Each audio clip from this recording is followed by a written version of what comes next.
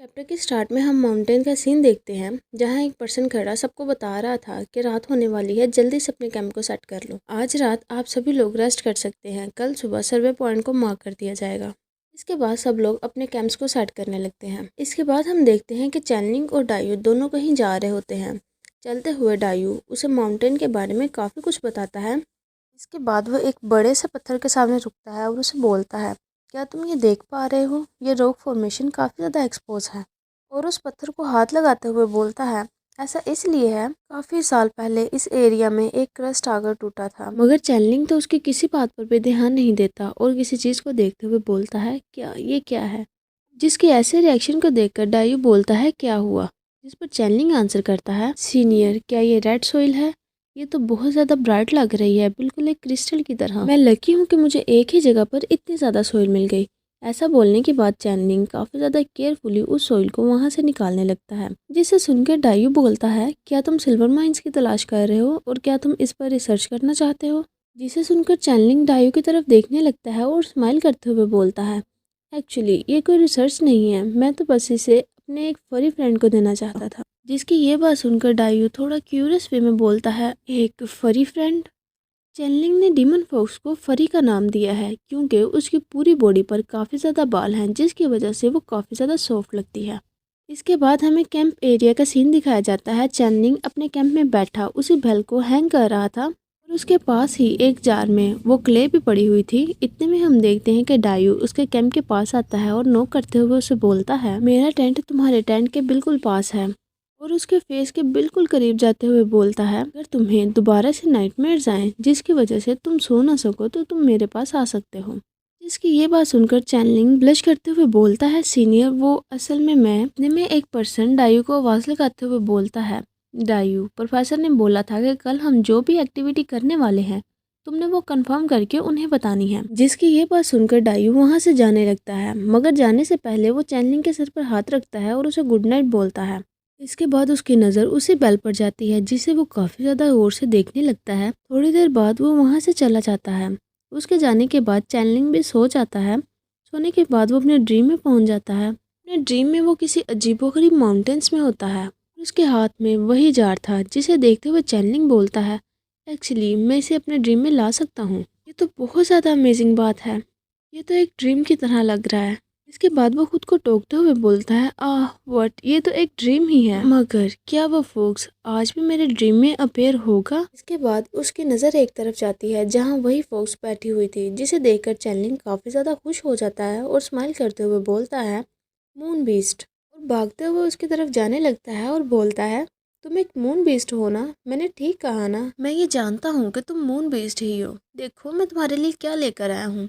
ये बातें सुनकर उस फोक्स का ध्यान भी चैनलिंग की तरफ जाता है। लिंग अपने हाथ में मौजूद जार को दिखाकर बोलता है, टाडा, ये रेड सॉइल है, सिल्वर माइंस, जो कि तुम्हारा फेवरेट फूड है। मैंने ठीक कहा ना? मगर हम देखते हैं कि वो फोक्स तो कोई रिएक्ट नहीं करती। इसके बाद चैनलिंग उस जार से सोल को निकालता है और फोक्स को देते हुए बोलता है, क्या बात है, तुम तो एक मून बीस्ट हो। क्या तुम्हें ये देखकर खुशी नहीं हुई कि मैं तुम्हारे लिए कुछ डिलीशियस सा लेकर आया हूँ? जिसकी ये बात सुनकर वो बीस्ट काफी ज्यादा गुस्से में चैनलिंग की तरफ देखते हुए गुर्राने लगती है और चिल्लाते हुए बोलती है, मून बीस्ट, तुम ये किसे बुला रहे हो?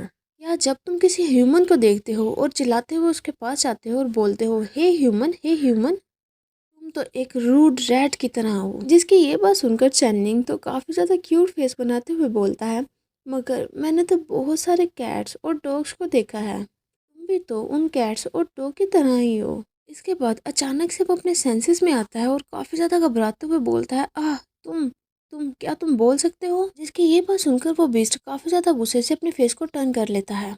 मगर हम देखते हैं कि चैनलिंग तो काफ़ी ज़्यादा एक्साइटेड होते हुए उसके चारों तरफ घूमने लगता है और बोलता है, ये तो बहुत ज़्यादा अमेजिंग है, क्या ड्रीम में कुछ भी हो सकता है? ये बहुत रेयर है। इसके बाद वो दोबारा से उस सोल को उसकी तरफ करता है और बोलता है, ये तुम्हारे लिए है, ये सिल्वर माइन पोल्यूशन से फ्री है, तुम्हें इसे ट्राई करना चाहिए। इसकी ये बात सुनकर वो फॉक्स कुछ देर सोचती है और उस सोल को स्मेल करने लगती है। चैनलिंग तो काफ़ी ज़्यादा चमकती हुई आंखों से सोल को उसकी तरफ बढ़ाकर उसके खाने का वेट कर रहा था। जिस पर वो फॉक्स हेजिटेट करते हुए थोड़ी सी सोल खा लेती है। जैसे ही वो ये टेस्ट करती है उसे काफ़ी ज़्यादा डिलीशियस लगती है और वो जल्दी से चैनलिंग के हाथ को अपने मुंह में डालते हुए सोल को खाने लगती है। जिसे ऐसा करते देखकर चैनलिंग काफ़ी ज़्यादा घबराने लगता है और अपने हाथ को छुड़ाते हुए बोलता है, ओह मेरा हाथ।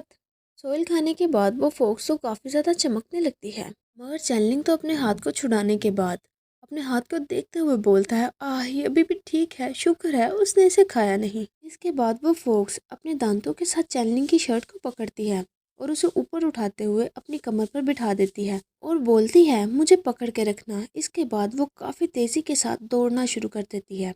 इसके बाद वो दोनों एक जगह पर पहुंचते हैं जहां चांद काफ़ी ज़्यादा खूबसूरत नज़र आ रहा था और वो फोक्स चैनलिंग को अपनी कमर से उतार देती है। इसके बाद हम देखते हैं कि चैनलिंग कुछ देखते हुए काफ़ी ज़्यादा हैरान होने लगता है और बोलता है, तुम।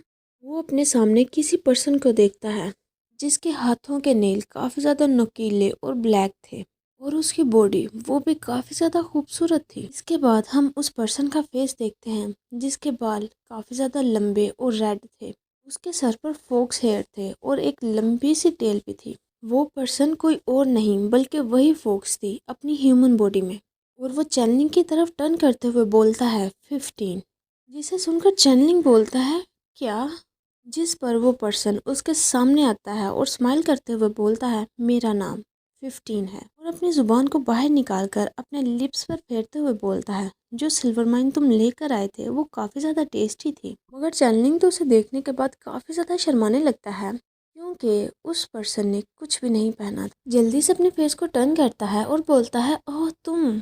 जिसके ऐसे रिएक्शन को देखकर वह फोक्स कुछ देर के लिए सोचता है और फिर बोलता है, क्या तुम ये कहना चाहते हो कि मैं अपने क्लोथ्स को पहन लूं? ह्यूमंस तो काफ़ी ज़्यादा ट्रबलसम हूँ। मगर चैनलिंग तो उसकी तरफ बिल्कुल भी नहीं देखता। इसके बाद वो फोक्स अपनी पावर्स को ऑन करके कुछ करने लगता है। थोड़ी देर बाद हम देखते हैं कि वो कुछ अजीब सा पहन लेता है और काफ़ी ज़्यादा एटीट्यूड में खड़ा होता है, जिसे देखकर चैनलिंग तो काफ़ी ज़्यादा चौंक जाता है और बोलता है, आह क्या क्या ये मेरी बेडशीट है? ये बात सुनकर डीमन फॉक्स नोटी से स्माइल करता है। वो अपनी बेडशीट को लेने के लिए उसकी तरफ भागने लगता है और चिल्लाते हुए बोलता है, अपनी बॉडी को मेरी बेडशीट के साथ कवर मत करो। जिसे सुनकर वो फॉक्स उसके सर पर हाथ रखते हुए उसे खुद से दूर करता है। इतने में हम देखते हैं कि मून काफ़ी ज़्यादा रेड हो जाता है और वहाँ काफ़ी ज़्यादा इवल्स आने लगती हैं और वो इन पर अटैक कर देती हैं, जिस अटैक को डीमन फोक्स सेंस कर लेता है और वो जल्दी से चैनलिंग को अपनी गोद में उठाता है और ज़ोर से वहाँ से जंप लगाकर काफ़ी दूर जाने लगता है। वो चैनलिंग को एक माउंटेन के टॉप पर बिठा देता है और चिल्लाते हुए बोलता है, यहीं रहना, यहाँ से हिलना मत। हम देखते हैं कि डीमन फोक्स ने चैनलिंग के चारों तरफ एक प्रोटेक्टेड लेयर बना दी थी ताकि कोई भी इवल उसे हर्ट ना कर सके। इसके बाद वो वहाँ से जंप करते हुए उन इवल्स को मारने जाता है, जिसके ऐसा करने की वजह से चैनलिंग उसके लिए काफ़ी ज़्यादा परेशान होने लगता है और वो चिल्लाते हुए उसका नाम पुकारता है। हम देखते हैं कि डीमन फोक्स उन इवल से लड़ते हुए उन सबको मारने लगता है, जिसकी इतनी कमाल की पावर को देखकर चैनलिंग सोचता है, अमेजिंग, एक बार में ये एक इवल को मार रहा है। इतने में वहाँ एक काफ़ी बड़ा इवल आ जाता है और वो चैनलिंग की तरफ बढ़ने लगता है, जिसकी प्रेजेंस को डीमन फोक्स भी सेंस कर लेता है। वो इवल अपने हाथ को चैनलिंग के गिर्द मौजूद शील्ड के करीब लेकर जाता है और अपनी एक ही फिंगर से उस शील्ड को तोड़ देता है। उस शील्ड के टूटते ही वो इस पर काफ़ी ज़ोर से अटैक करता है। वो अटैक चैनलिंग को लगने ही वाला था, मगर हम देखते हैं कि डीमन फोक्स उसके सामने आ जाता है और उसे प्रोटेक्ट कर लेता है, मगर उसकी वजह से वो खुद काफ़ी ज़्यादा जख्मी हो जाता है, जिसकी ऐसी हालत को देखकर चैनलिंग चिल्लाते हुए उसे बुलाने लगता है।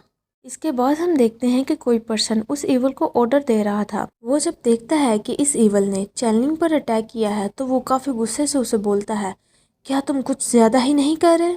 तुम्हें बस उस मून बेस को मारना है। सुनने के बाद वो इवल हमारे डीमन फोक्स को मारने के लिए बढ़ता है, मगर हम देखते हैं कि चैनलिंग काफ़ी तेज़ी से भागते हुए जाता है और उसे हक कर लेता है, जिसे देखकर वो इवल रुक जाता है और कंफ्यूज होने लगता है। इसके बाद वो दोबारा से उन पर अटैक करने के लिए आगे बढ़ता है, मगर हम देखते हैं कि जो पर्सन उसे ऑर्डर कर रहा था वो चिल्लाते हुए बोलता है, नहीं, मैंने कहा रुक जाओ, उसे हर्ट मत करना। जब थोड़ी देर तक उन पर कोई अटैक नहीं होता तो चैनलिंग आहिस्ता से अपनी आइज़ को ओपन करता है और देखने लगता है।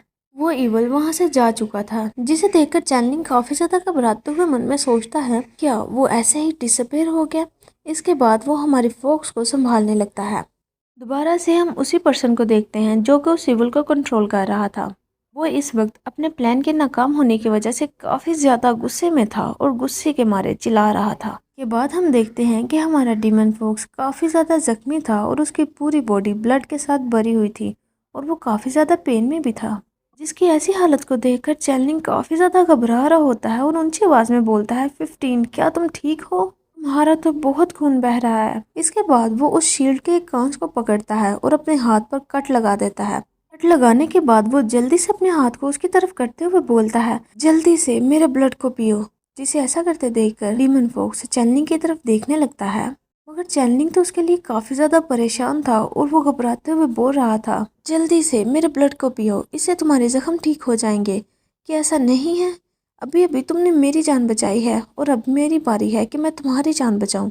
मुझ पर ट्रस्ट करो। जिसकी ये बात सुनकर हमारा डीमन फॉक्स उसके हाथ की तरफ देखने लगता है। चैनलिंग अपने हाथ को उसके फेस के करीब करता है। हमारा डीमन फॉक्स अपनी टंग को बाहर निकालता है। जिसे ऐसा करते देखकर चैनलिंग तो काफ़ी ज़्यादा शाय फील करने लगता है और वो चैनलिंग के हाथ को पकड़कर उसके ब्लड को लीक करने लगता है। इसके साथ ही ये चैप्टर यहीं पर एंड होता है। अगर आपको ये वीडियो पसंद आई हो तो इसे लाइक करें और मेरे चैनल को सब्सक्राइब करें। Thanks for watching.